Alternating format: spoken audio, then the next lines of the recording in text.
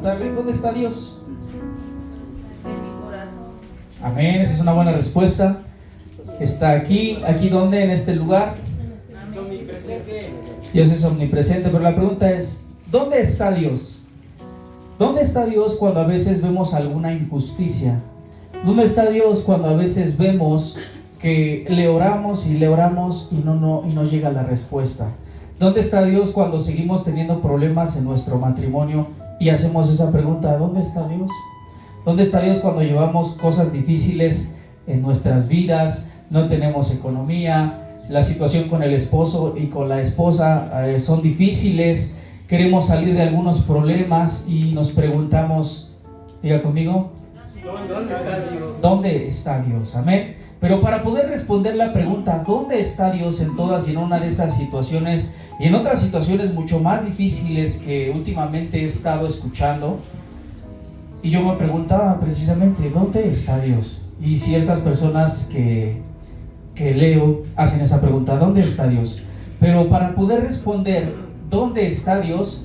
Primero hay que responder ¿dónde no está Dios? Amén. Así es que vamos a darle lectura a Daniel capítulo 3 versículos 16, 17 y 18. Amén. Yo doy lectura con el primero, ustedes leen el segundo y todos nos unimos en el 18. Amén.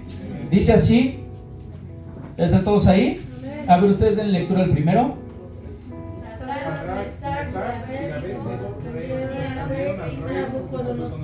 Diciendo, no es necesario que te respondamos sobre este asunto. El siguiente.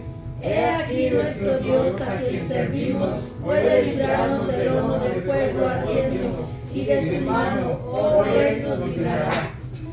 El siguiente. Y si no, sepas, oh rey, que no serviremos a tus dioses, ni tampoco adoraremos la estatua que has levantado. Amén.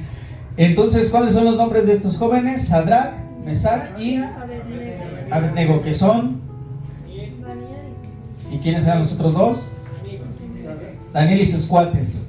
Bueno, estamos hablando que es Daniel, los nombres que le habían puesto a sus amigos, que era. Estamos leyendo, ¿cuál era el nombre? Amén, Mesach y Abednego, ¿sale? Entonces, ellos estaban en una situación difícil, estamos leyendo aquí. ¿Qué estaba pasando ahorita con ellos? Estaban siendo llevados a un lugar donde, si usted lee el capítulo 3 con antelación, desde el 1 usted va a leer que ¿qué rey estaba en ese tiempo gobernando? Nabucodonosor, que el rey Nabucodonosor había hecho, vamos a poner esta cajita de ejemplo, había hecho, nada más imagínense lo que es 100 veces más grande, había hecho una estatua, bueno, puede ser mucho más grande, ¿verdad? Una estatua a la que él quería que adoraran, ¿sale? Y la persona que no adorara esa estatua, él los iba a meter a un horno que tenían donde atormentaban a la gente, un horno de fuego, ¿sale? ¿Ustedes han puesto la olla express? ¿Alguien ha visto cómo se explota una olla express? Sí, se ve re feo, ¿verdad? Una vez a mi mamá le explotó la olla express, no estábamos ahí, pero tenía frijoles. Imagínense cómo quedó la cocina, todo así, todo quedó bien feo. Pues imagínense que era aquello una olla express, ¿sale? Donde iban a meter a todos aquellos que no adoraran ¿a quién? A la estatua, ¿sale? Porque era un estatuto que el rey había puesto. Entonces, estaban en una situación difícil estos tres amigos y ellos dijeron lo siguiente. ¿Le puedo dar lectura al 18? Y si no sepas, oh rey, que no serviremos a tus dioses, ni tampoco adoraremos la estatua que has levantado. El siguiente. Entonces Nabucodonosor se llenó de ira y se desnudó. El aspecto de su rostro contra Sadrach, Mesach y Abednego. Amén. El siguiente, hermano, ahí mismo. Y ordenó que el horno se calentara 7 veces más de lo acostumbrado. Y mandó a hombres muy vigorosos que tenían en su ejército que atasen a Sadrach, Mesach y Abednego para echarlos en el horno de fuego ardiendo. Amén, hasta ahí estamos bien. Entonces, desde el 16 empezamos a leer que ellos sí sucumbieron, sí adoraron. No, ¿verdad? Ellos no quisieron adorar. ¿Ellos qué hicieron? Dijeron, yo no voy a adorar. Dijo, no importa si Dios no me saca de esta, yo no voy a adorar. Dijeron, yo me detengo a esto. Entonces, ¿qué fue lo que pasó? Vino una bendición, ¿verdad? Aún así, los ataron, los amordazaron, los encadenaron y los aventaron al horno de fuego. Amén. Y muchas veces así pasa en nuestra vida, amado hermano, cuando vemos la situación difícil, cuando vemos situaciones adversas en nuestro camino, decimos, híjole, ¿y dónde está Dios? Dios me va a ayudar. Y en ese punto pudo haber dicho Abraham, Mesac y ¿Pueden leerme otra vez los tres nombres? Parece trabalenguas.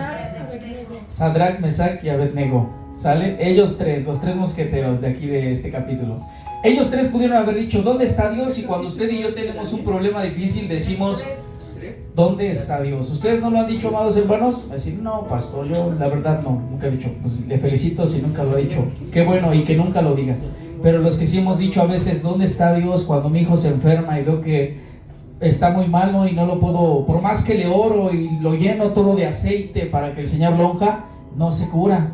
¿Dónde está Dios? Si yo me porto bien, ahí es donde viene nuestro Jehová. Pero si yo me porto bien, si yo no le hago daño a nadie, si yo trato de respetar a mis autoridades, si yo voy a la iglesia y me congrego, leo la Biblia, ayuno, oro, ¿y dónde está Dios? Si estoy haciendo todo esto y Dios no me responde. Y ¿sabe una cosa? Dios no está cuando uno se enaltece por sus obras. Ahí sí no está Dios, ¿verdad? Entonces ahí no está Dios. Entonces estamos viendo que Sadrach, Mesac y Abednego se humillaron y dijeron, aunque Dios no me ayude, no voy a adorar a esa estatua. Estaban conscientes de que si los arrojaban podía pasar dos cosas: una, que al instante se fulminaran, y otra, que Dios los ayudara. ¿Ustedes creen que ellos habrían pensado que al ser arrojados iban a caer al horno y no se iban a quemar? Yo creo que ellos estaban pensando, y podemos parafrasear, decir, pues no vamos a adorar a tu Dios, no vamos a adorar a esta estatua, aunque Dios no nos salve, no lo vamos a hacer. Entonces cuando los amarraron, se estaban dando cuenta de lo que estaba pasando en realidad. Los amarraron de las manos, los amarraron de los pies. Estoy parafraseando, no dice la Biblia que así haya dicho, pero sí dice que los ataron.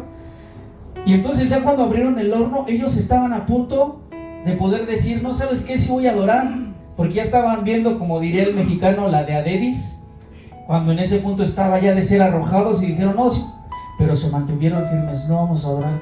Y cuando los avientan, amado hermano, en ese punto, pues pudieron haberlos dicho, ¿por qué no me arrepentí? ¿Por qué no sí lo adoré? ¿No ha aparecido Dios? ¿Dónde está Dios en este momento? Y cuando caen, se dan cuenta que no se quemaban, porque dice la palabra más adelante, ¿a cuántos arrojaste? Le preguntan al rey o a uno de sus guardias. Arrojamos a 3. ¿Y por qué hay uno cuarto ahí que parece que tiene rostro como el Hijo de Dios? Es decir, puede ser una parucía, ¿verdad? Una parucía es una aparición de Jesús en lugares que, como por ejemplo en el Nuevo Testamento, cuando se le aparece al apóstol Pablo, y en el Antiguo Testamento, aquí podemos ver que dice, era un hombre, un cuarto hombre que estaba caminando con ellos. Entonces dice que los sacaron y los sacan del horno. Dice que ni siquiera su cuerpo olía a azufre. Entonces, amado hermano, ¿dónde está Dios? En medio de la prueba. ¿Dónde está Dios? Entonces, lo que estudiábamos hace 15 días, cuando tenemos una prueba y no le damos el lugar a Dios en nuestra vida, ahí no está Dios. Cuando nosotros tenemos una prueba de parte de Dios y nos quejamos, ahí no está Dios, porque no estamos soportando la prueba. Amén. Estudiábamos hace 15 días que hay una diferencia entre una prueba y una tentación, ¿sale? Entonces, ¿Dios nos puede tentar? No. No nos puede tentar Dios. ¿Quién dice que no nos puede tentar Dios? A ver, levante su mano. ¿Quién dice que sí nos puede tentar Dios? Y los demás dicen, pues a mí díganme, porque no me acuerdo, ¿verdad? Bueno, Dios no nos puede tentar, efectivamente. Dios no nos puede tentar, porque el único que nos puede tentar es el enemigo, es el adversario, es el diablo. Él es el único que nos puede tentar. ¿A quién usó Dios para que le quitaran todas sus pertenencias? Al diablo. ¿Y a quién se las quitó? A Job, ¿verdad? Y a Job le quitó todo. Le quitó hijos, le quitó riquezas, y hasta la mujer le quitó. Sí, todo le quitó y todo se lo restituyó el Señor. La cosa es que a la mujer no se la restituyó doble, ¿o sí? No, ¿verdad? No, hermanos, no se la restituyó, nada más le dio una más. pero no le dio 2. Entonces ahí como que nos falló el Señor, porque pobrecito Jacob no le dio la segunda mujer, la segunda no, es un chiste, ¿verdad? Pero Dios le quitó todo, ocupó al diablo para quitarle todo. Pero ¿qué fue lo que no tocó? Su vida. Ustedes han leído y hay una relación entre Moisés cuando Dios le dice, ve y libera a mi pueblo. Y Moisés le dice, teniendo todo Moisés, siendo hijo de un rey, siendo hijo de Faraón, estando a los pies y comiendo a la mesa de Faraón, teniéndolo todo, saliéndose y comer en un lugar, en una provincia, tuvo que trabajar, tuvo que esforzarse, trabajar el ganado, la tierra, y por mucho tiempo el Señor habló y le dijo, ve. Entonces imagínense que Dios le decía a Moisés, ve y enfréntate solo contra ese ejército que era en ese tiempo Egipto, y él decía, yo solo no puedo, pero si tú vas conmigo, lo haré, ¿verdad? Y este Job, ¿qué fue lo que pasó con Job? Él dijo, ¿sabes qué, Señor? Yo no te había conocido, pero ahora te conozco, ¿verdad? No importa que me hayas quitado todo, riquezas, todo, pero ahora te conozco. Cuando venimos a la iglesia, venimos animosos cuando tenemos dinero, y eso lo he repetido en muchas ocasiones, pero cuando no tenemos dinero, pues venimos así como que tristes, ¿no? Pues es que no tengo dinero, pero es cuando más gozosos debemos de estar. Cuando estamos en la prueba es cuando más gozoso debemos de estar, amén, porque en la prueba es ahí donde sí está Dios, amén. ¿Dónde está Dios cuando no vemos una respuesta en nuestras oraciones? ¿Dónde está Dios cuando no vemos una respuesta en nuestras oraciones? Cuando le pedimos y llevamos más de un año pidiéndole, Señor, que se haga este trabajo, Señor, que se haga este incremento de salario, Señor, que por favor ya se me quite esta enfermedad, pero Dios no responde. ¿Dónde está Dios?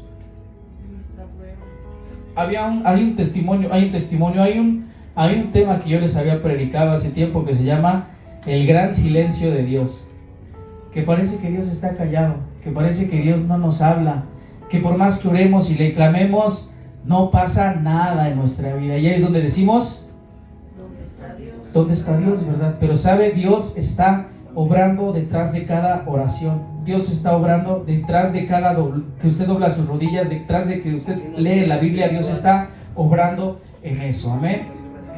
Hay un testimonio de un pastor muy famoso que estaba a punto de ya de morirse, ¿no?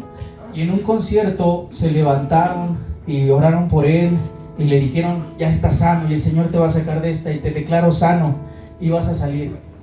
Pero ¿qué cree? Y eso fue público, mucha gente lo vimos y no se sanó, se murió. Entonces ahí decimos, Dios mintió,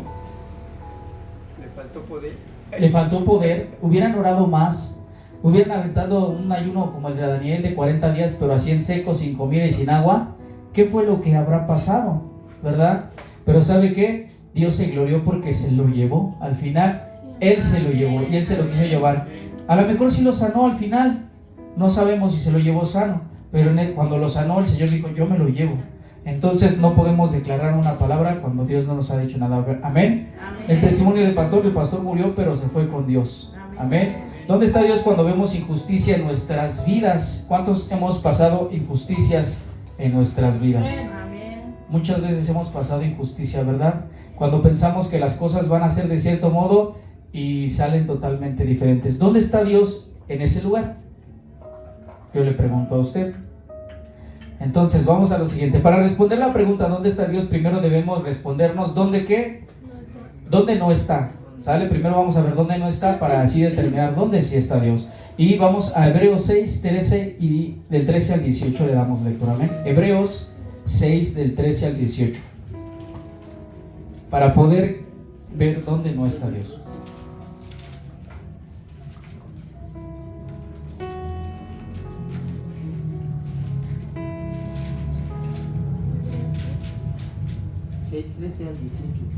Amén.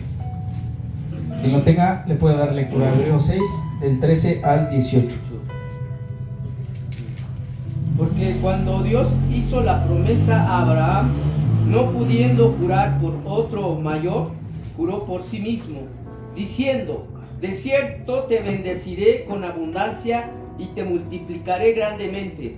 Y habiendo esperado con paciencia, alcanzó la promesa. Porque los hombres ciertamente juran por un mayor, que ellos. Para ellos el fin de toda controversia es el juramento para confirmación.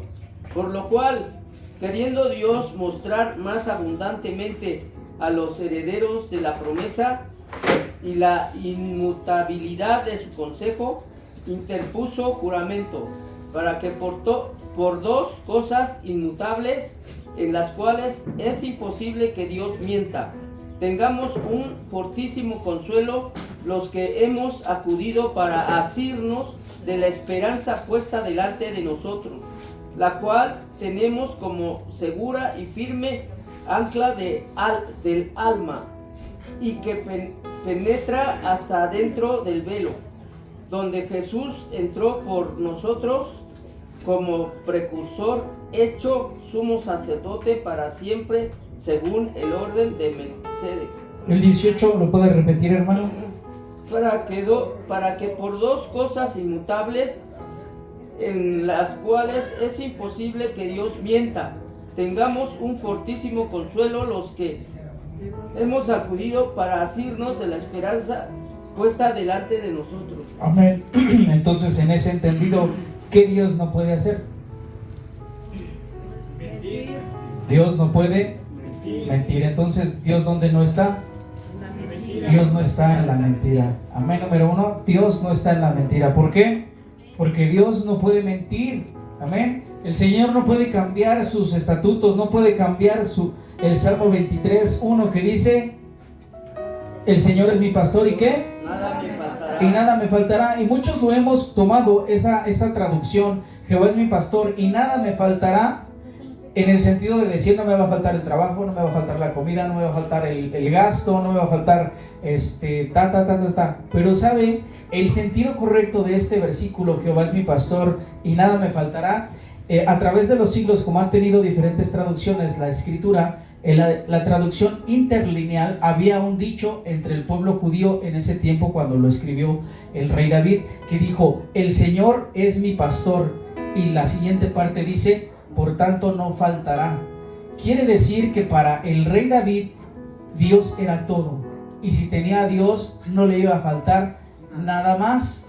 Esa es la correcta traducción, es decir, si tenemos a Dios no faltará. Es decir, si Dios está con nosotros, si no falta, todo va a estar bien. Entonces, todo. Esa es una promesa de Dios. Entonces, Dios nos está hablando aquí con verdad. Dios está en la verdad. Dios está en sus promesas. Amén. Dios está en su escritura, en su palabra. Dios no puede mentirnos. Amén. Dios no puede mentirnos. Él es la verdad. Él es la verdad. Vamos a Santiago 1 del 13 al 14 y alguien más que me apoye con Romanos 5 del 20 al 21. Repito, Santiago 1 del 13 al 14 y Romanos 5 del 20 al 21. ¿Dónde más no está Dios?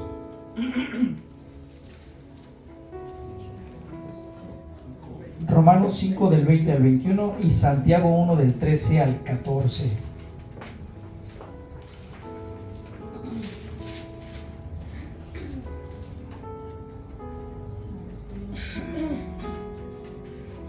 Amén. Amén. Adelante.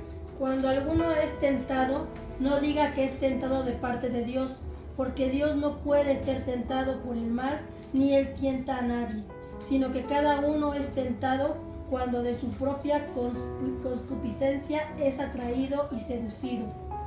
Amén. Dios no está en el pecado. Amén. Dios no está en el pecado. Muchos dicen: pero si Dios inventó el pecado, ¿no? Porque antes de la ley, pues todo era permitido. Entonces, después de la ley sale el pecado. ¿Y Dios inventó el pecado? No, Dios no inventó el pecado. Sale, el hombre desobedeció a Dios. ¿Cuál fue el primer mandamiento que le da Dios al hombre? Adán le dijo: de todo lo que hay aquí puedes comer, mas si comes del fruto del conocimiento del bien y del mal, ciertamente morirás. Y ese casi lo dicen muy repetitivo, ¿verdad? Acerca del pecado original. Entonces, el pecado no lo creó Dios. El pecado viene a través de la desobediencia del hombre. Viene el pecado. Entonces después se salen muchas cosas y hasta que llega la ley de Moisés, y la ley de Moisés llega para el pueblo judío para decir: a ver, hasta aquí se les va a permitir esto, y es donde viene la ley, ¿sale? Y claro, todo lo que está fuera de la ley para los judíos, otra vez regresamos, para los judíos es pecado. Para nosotros, ¿qué es pecado? Para los judíos todo lo que está fuera de la ley es pecado. Para nosotros, ¿qué es pecado? Los que estamos bajo la gracia. Todo lo que no le agrada a Dios. Ajá, ya me acordé del hermano Pedro de la escuelita bíblica, ¿verdad? Todo lo que no le agrada a Dios. Pero más específicamente, dice Santiago, en el capítulo 1 dice, no erréis. Y no erréis es, les decía hace 15 días, es dar fuera del blanco. El blanco es Cristo y todo lo que esté fuera es pecado, ¿sale? Es decir, para nosotros que estamos en la gracia, todo lo que hagamos, todo lo que pensemos y todo lo que seamos, si está fuera de Cristo, estamos errando, ¿sale? Estamos errando, amén. Claro que dice la palabra, no robes. Si robo, estoy mal. Si dice, no hurtes, no adulteres, no forniques, si estoy usando, eso está fuera de Cristo, amén. Entonces estoy errando, estoy en pecado. Entonces Dios no está en el pecado, dice Santiago 1 del 13 al 14. ¿Qué dice Romanos 5 del 20 al 21? Pero la ley se introdujo para que el pecado abundase, mas cuando el pecado abundó, sobreabundó la gracia, para que así como el pecado reinó para muerte, así también la gracia reine para la justicia, para vida eterna mediante Jesucristo Señor nuestro. Amén. Y esta palabra le pega mucho a las personas que son muy religiosas, en el sentido de que todo lo ven mal. Y no quiero aquí que me malinterprete, vamos a cerrar este punto, que dicen, tú que adulteras, te vas a ir al infierno. Tú que te alcoholizas, te vas a ir al infierno. Tú que esto. Y ellos se dan golpes de pecho porque dicen, yo no lo hago. Yo estoy bien delante de Dios porque yo no lo hago. Pero dice la palabra de Dios que para los que están siendo condenados a través de la ley, dice que es lo que sobreabunda. La gracia. ¿Qué es la gracia, amado hermano? Un favor que no merecemos. Un favor que no merecemos. Que es decir, si tú estás en pecado, Dios no quiere tu pecado, pero Dios te ama. Dios te ama a pesar de tus fallas y de lo que estés viviendo. A pesar de tus tropiezos, Dios te ama. No quiere lo que estás haciendo. En ese punto y en ese sentido, Dios está ahí presente y sobreabunda la gracia. Porque te dice, aunque tú estés mal, yo aún así te estoy amando. Y eso se llama amor ágape. Diga conmigo, ágape. Que es un amor que el humano nunca va a poder llegar a entender. ¿Sale? Entonces, a pesar de que estemos en pecado, que estemos mal, pero si queremos salir de eso, dice que Dios tiene su gracia y nos da de su gracia para que salgamos de Él y digamos, ya no regreso más. Ya le dimos lectura a Romanos, sí, ¿verdad? Que dice que la ley se usa para condenar. Entonces, Dios no está en el pecado, pero ¿qué sí está en el pecado? ¿Algo de Dios que está en el pecado? Su gracia. Su gracia de Dios está en el pecado. Porque si no hay pecado, no hay gracia. ¿Sí me explico, amado hermano? Que decimos, es que pues tienes la gracia de Dios para salir de ahí. La gracia es un favor que Dios te da de perdonarte, de levantarte, de decirte, salte. Dios no te está condenando. Tú te puedes condenar o alguien te puede condenar, pero Dios te dice, levántate, hijo. Yo vine para darme por ti, levántate y sal de eso. Amén. Entonces estos dos versículos son muy poderosos. Dios, ¿dónde no está? No está en el pecado, pero está en la gracia. Amén. Dios está en la gracia. ¿Ustedes creen que Dios conoce el pecado? Pregunta, ¿Dios conoce el pecado? ¿Por qué sí? Dios no conoce el pecado. Sí, pero Dios no conoce el pecado porque eso sería una blasfemia. O sea, nada más estoy viendo si ya les está durmiendo el calorcito de las láminas. Amén. Dios no conoce. Adelante, hermana. Pero dice que vino Dios y se hizo hombre. Pero no pecó. Sí. Él se hizo carne, se hizo hombre. Es decir, Él cargó el pecado de todos. Esto lo vemos cuando decimos, ¿por qué Jesús se sacrificó? En la antigüedad, bueno, en el Antiguo Testamento, se tendría que hacer un solo sacrificio, un cordero que no tuviera mancha, ni arruga, ni otras cosas específicas que debía de tener para que ese sacrificio fuera el perdón de todo el pueblo. Entonces Jesús, como era él en ese momento el sumo sacerdote, él se podía sacrificar a sí mismo. Y como en él no había pecado y no había quien le condenara de decirle esto, tú estás mal porque te encontramos así, dice la Biblia que no se halló pecado en él. Entonces por eso él se dio a sí mismo como ese cordero inmolado en la cruz para que fuera lavado nuestros pecados con su sangre. Eso es muy bonito y es por eso que Jesús, Dios, no conocen el pecado. ¿Por qué? Porque ellos son espíritu, amén, porque ellos son vida, ellos no son pecado, amén. Luego lo estudiamos más a detalle, hermana, para que entienda la profundidad de eso. Pero bueno, aterrizando eso, Dios no conoce el pecado. Él sabe del sufrimiento, Él sabe de las tentaciones, claro que sí, porque Jesús se lo lleva el enemigo al desierto y le dice, adórame y todo esto te lo voy a dar. ¿Por qué no le pides a Dios que baje y te dé de comer? Él sabe de las tentaciones porque fue carne, conoce de las tentaciones, pero no sabe del pecado, ¿sale? Pero sabe los que están en pecado, los que estamos en pecado. Conocimiento de que existe el pecado, ¿no? Exacto. Pero no de conocer de que lo haya hecho. Exactamente, amén. Denle un aplauso al Señor para que los que nos estemos durmiendo ya despertemos. Digamos, ya se acabó, amén. Amén. Dios no está en el engaño. ¿Por qué no está en el engaño? Porque Él es verdad. Dios no está en el sufrimiento porque Él es vida. Dios no está en la maldad. Entonces, ¿por qué hay tanta maldad? Hace como 15 días yo me estaba enterando que las personas que pasan por México para llegar a Estados Unidos, los inmigrantes de Latinoamérica, han llegado a tal grado de la necesidad tan fuerte que tienen de querer alcanzar su sueño, de poder tener una vida mejor aparentemente, llegan a vender a sus hijos en Tultitlán, en aquel lado de Tultepec, donde hace algunas paradas el tren. Hay una mafia que ya la gente está tan desesperada de tener el recurso para poder continuar que vende a sus hijos. No sabemos si los vende para trata, no sabemos si los vende para órganos, no sabemos en qué sentido los venda, pero ellos dicen, ya, llévatelo, dame lo que me quieras dar. Y se olvidan. Y decimos, ¿dónde está Dios ahí? ¿Verdad? En el sufrimiento de un niño. Una vez llegó una persona aquí a la iglesia con el corazón roto y en muy mal estado, tenía sida, tenía artritis, tenía cáncer, y un día antes se había tomado no sé cuántos litros de cloro y la ambulancia lo había llevado al hospital. Él se escapó del hospital y vino a la iglesia.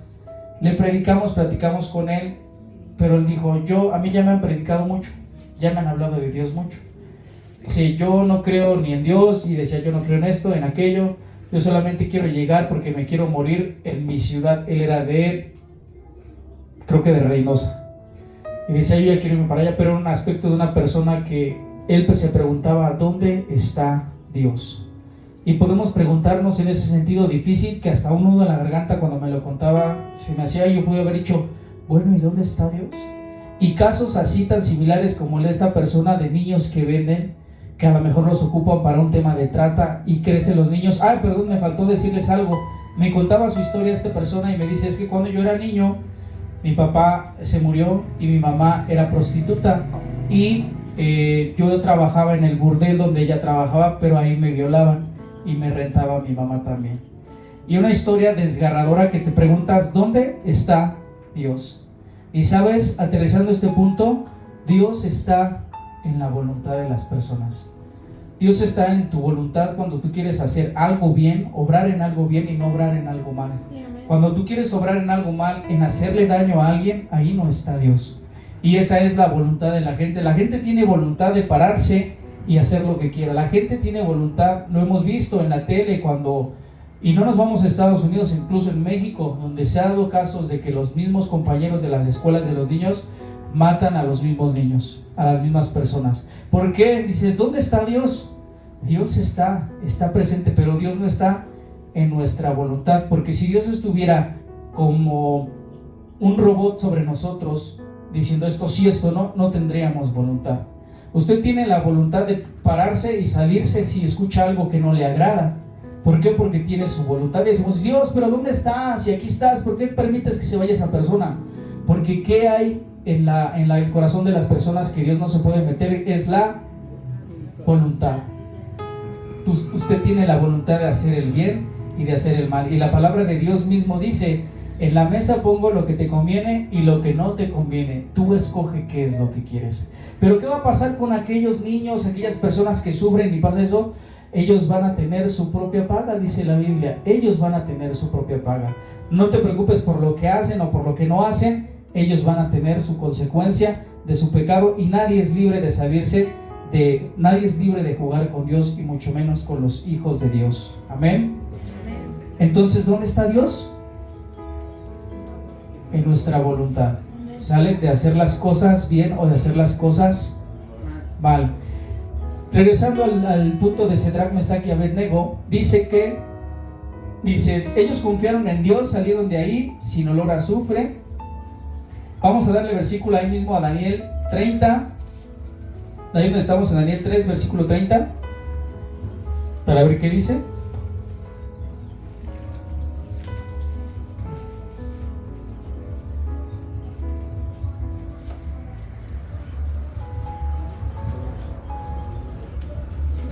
Adelante. Entonces el rey engrandeció a Sadrach, Mesach y Abednego en la provincia de Babilonia.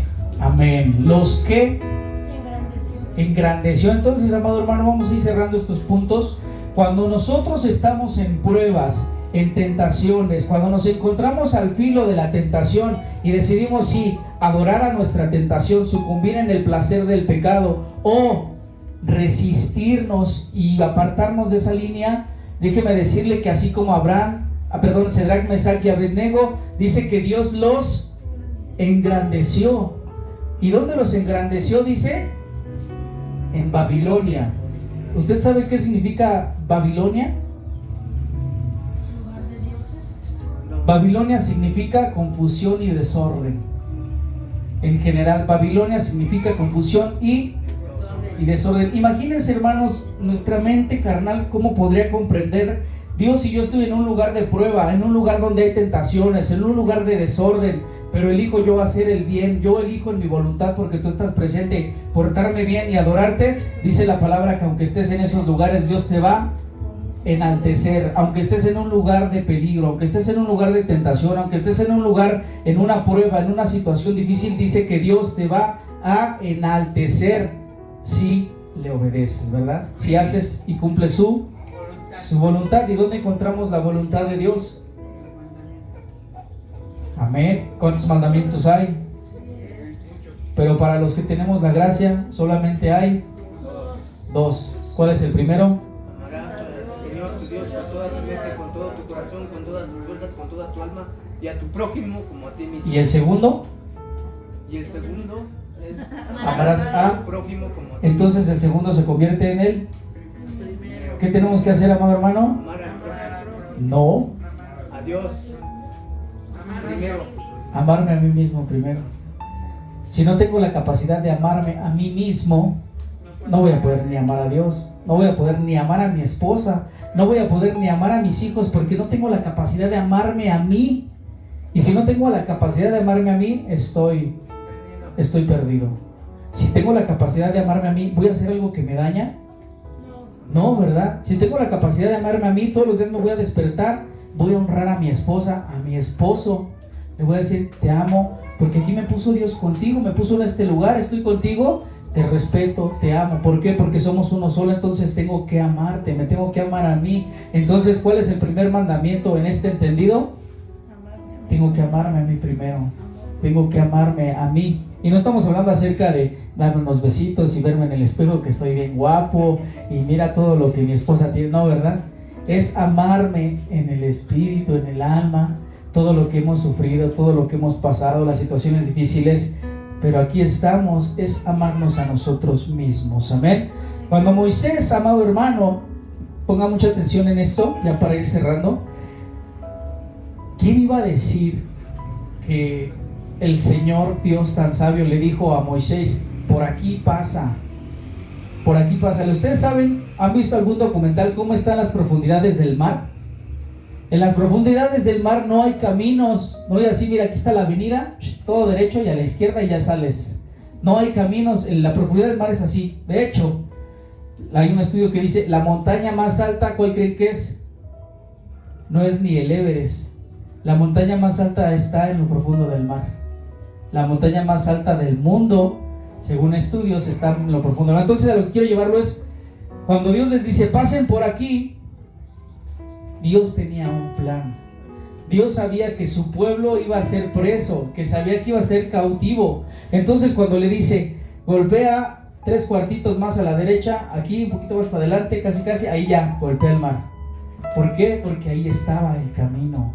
Entonces, cuando nosotros nos vemos en situaciones difíciles, nos vemos enfrente del horno de fuego, nos vemos que atrás viene un ejército persiguiéndonos y tenemos un mar enfrente, y Dios dice, abre el mar. Se abre el mar, ¿y quién creen que estaba ahí? Dice la Biblia que ahí estaba un camino. No dice, y Dios les hizo camino. No, dice, y había un camino por el que pasó el pueblo. Entonces, imagínense un camino, no sé cuántos kilómetros fue lo que caminaron, pero estaba el camino hecho. Ya no un camino para que pasaron con carretas, pasaron con animales, pasaron con todo, todas sus tiendas, y no dejaron nada, pasaron libremente. Entonces, esto significa que cuando tengamos una situación difícil, el Señor ya trazó el camino para que podamos pasar él. Cuando tengamos una prueba, el Señor ya trazó el camino para que podamos salir de él. Amén. Póngase de pie, vamos a darle gracias a Dios. Este es el tema que el Señor el día de hoy le trae a usted.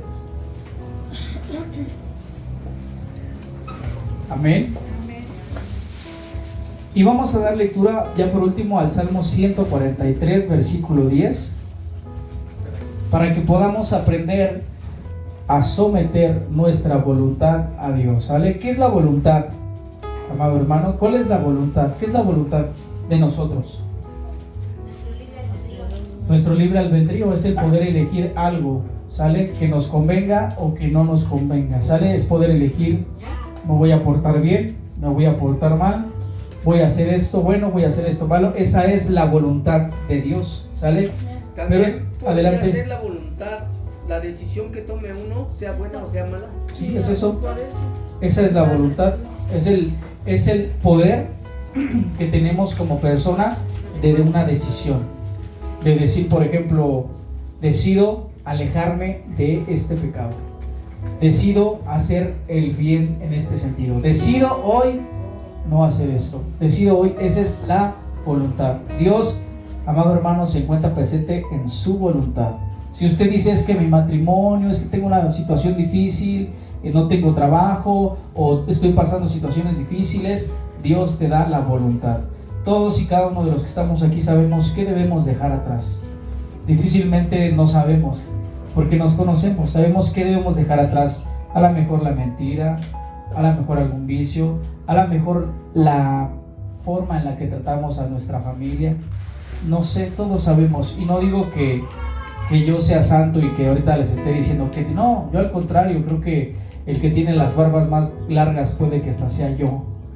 Pero aquí estamos, amado hermano, para poder ser sometidos en nuestra voluntad a Dios. Así es que aprenda a someter su voluntad a Dios. ¿Qué dice el Salmo 143, 10? Enséñame a hacer tu voluntad, porque Amén. tú eres mi Dios. Tu buen espíritu me guía a tierra de Amén. Amén. Dice, tú eres mi Dios, enséñame a hacer tu voluntad y que tu buen espíritu me guíe por caminos rectos. Así es que, amado hermano, en esta mañana pídale a Dios, Señor, enséñame a hacer tu voluntad. Señor, enséñame a hacer lo que tú quieres en mi vida, Señor. Porque entonces, ¿dónde está Dios? Cuando nos portamos mal, ahí está Él. No, Dios está en nuestra voluntad. Si obramos bien, ahí está Dios. Si obramos mal, ahí no está Dios. Amén. Y lo mismo con cualquier persona. Vamos a orar. Padre, en esta hora, en el nombre de Jesús, te damos gracias.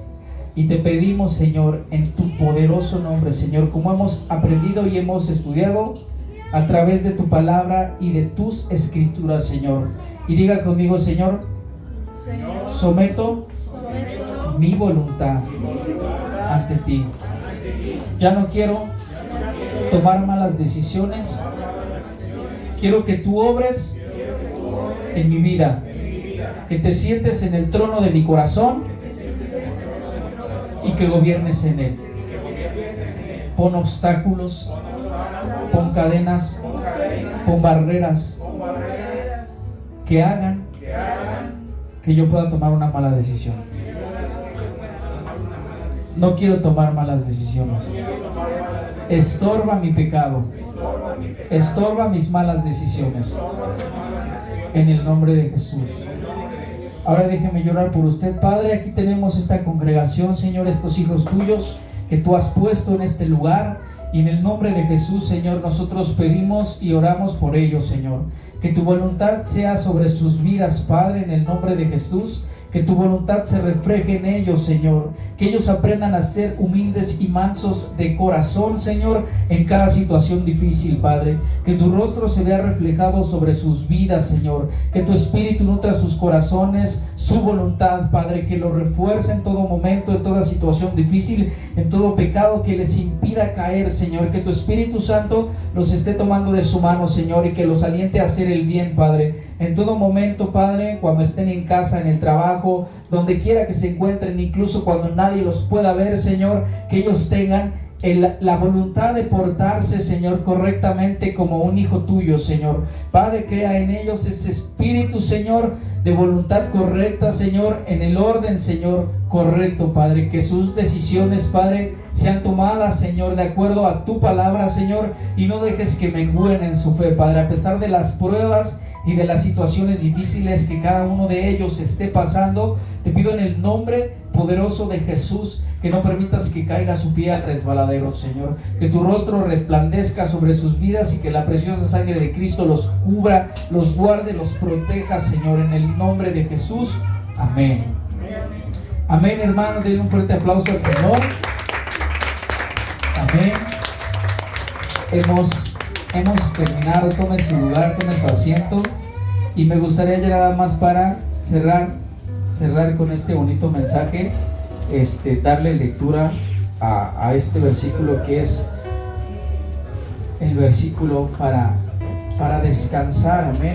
En el Señor dice Mateos 11, capítulo 28 y 30: venid a mí todos los que estén trabajados y cargados, y yo los haré descansar. Amén.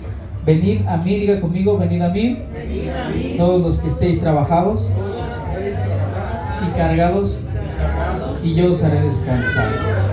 Amén. Así es que si usted está cansado, cargado en su voluntad, ríndase al Señor y dígale: Señor, encárgate tú. Amén. Señor, encárgate tú de esta situación. Rinda su voluntad.